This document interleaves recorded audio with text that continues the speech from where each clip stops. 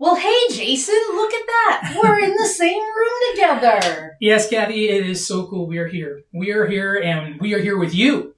Yes. But you're not in the same room we are. Thank goodness, because it'd be a little crowded. It is a little small, but Kathy and I are here together in this room to be able to have a discussion about some very cool and important topics. So, how are you doing, Kathy? I'm doing good.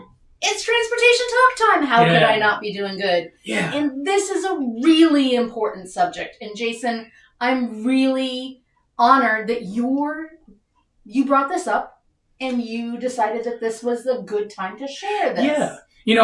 Over here at SCTD, we have staff meetings every once in a while. And today we had a staff meeting and I got a chance to share about what disability I have. And not a lot of people understand or know that I have a particular disability.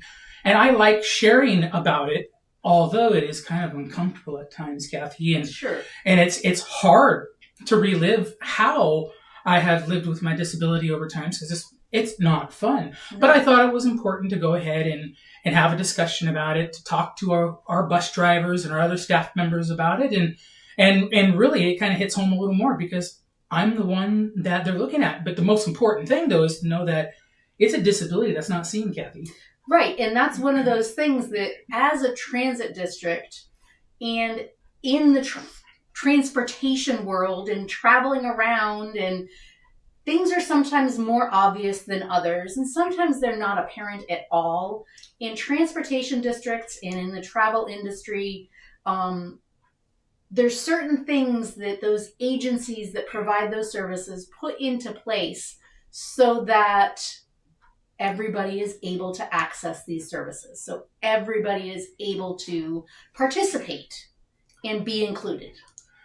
And, Kathy, when I'm talking about the particular disability that I have, I'm going to go ahead and share that I have a hearing disability. I am approximately anywhere between 75 to 85% deaf. I can't hear a lot of things, and it definitely presents great challenges to me when I'm riding public transportation. And I love to be able to share about it because it gives me an opportunity to show the example of actually the challenges that I have and some of the solutions to those challenges. And so, Kathy, I was kind of thinking, what do you think it might have been like growing up at 8 and having an accident that caused my hearing loss? I'm not going to talk about the accident. That's not important. But one day I woke up and just was not able to hear because of that accident. Life-changing. Yeah. It was scary. Yeah. It was frightening. Mm-hmm. I went to school on a bus and I got on that bus and I could not hear any instructions from the drivers. I couldn't hear what my friends might have been talking about or whatever. I felt excluded. Mm-hmm. Not good.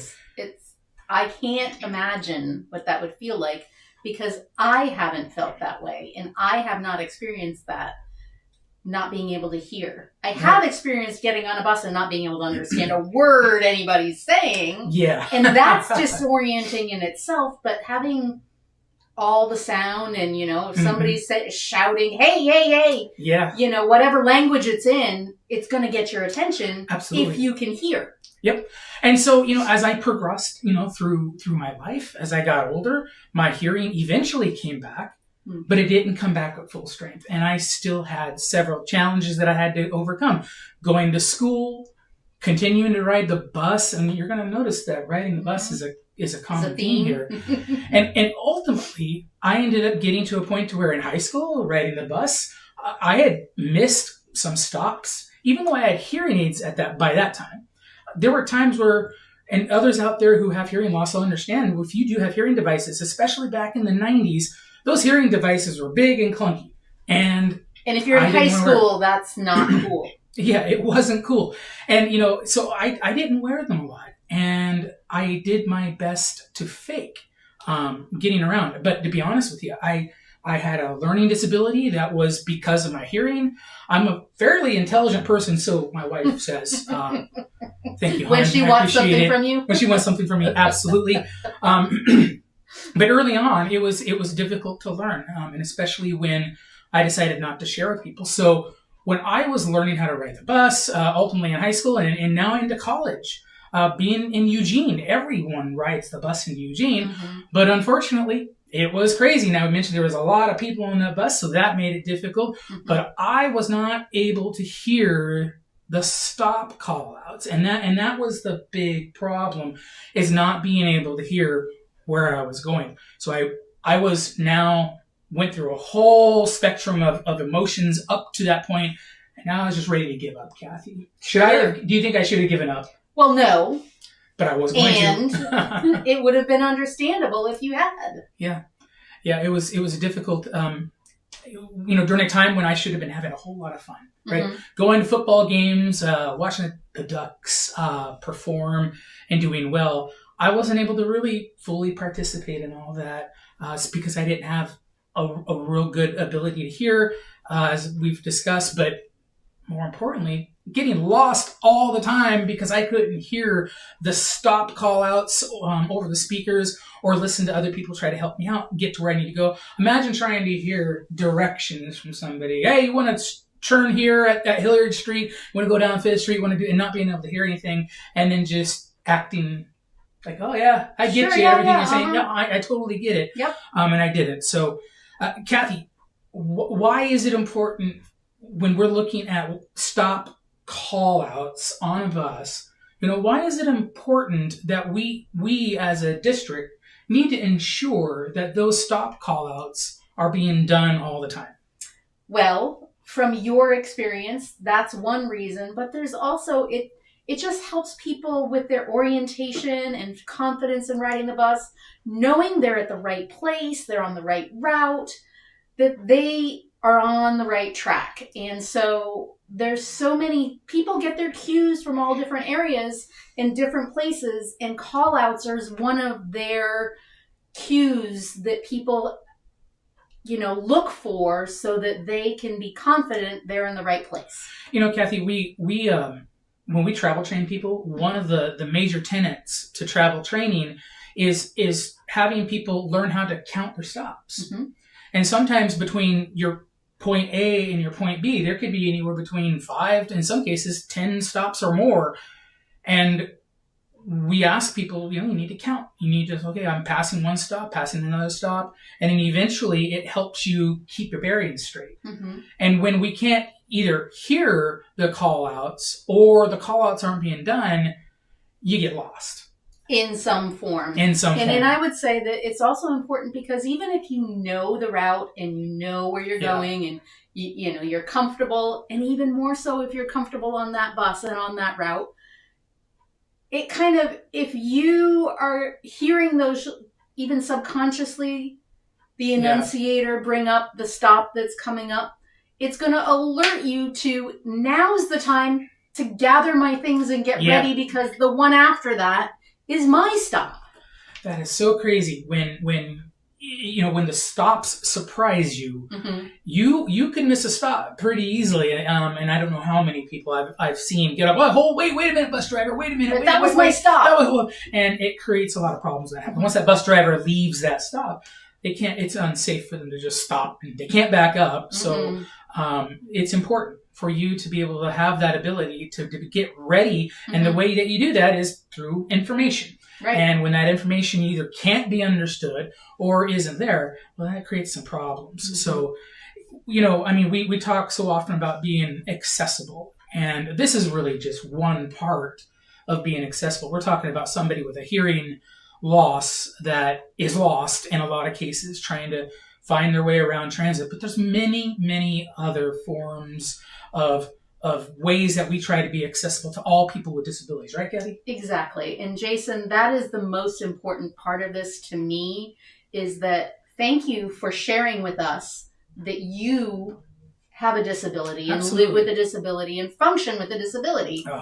And how it's not obvious that you can't tell. It's that old saying, you can't judge a book by its cover. Absolutely. You can't always tell when somebody has a disability or how that disability is going to affect them. Yep. So you can't judge and think that just because somebody can't hear you doesn't mean that they're not intelligent.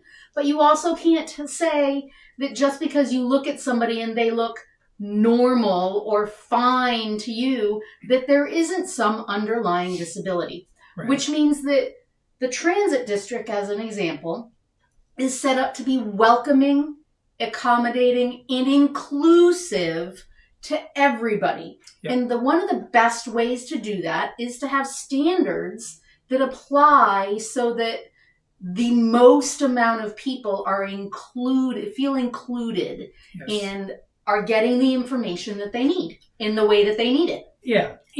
When we transport individuals, we have to be there for every single person. Mm-hmm. It doesn't matter what your disability is, but I will say this. Unseen disabilities or hidden disabilities are very challenging for people. I mean, we are not mind readers. I know our bus drivers can't just assume. Right. And we know what assuming does for people. But however, we want to encourage you. And I want to encourage my fellow hearing loss individuals out there. Don't be afraid to reach out to your transit district or to the person who is travel training with you. If you're working with them, work with them. Let them know it's okay. We are in the business of being there for you and helping you any way that we possibly can.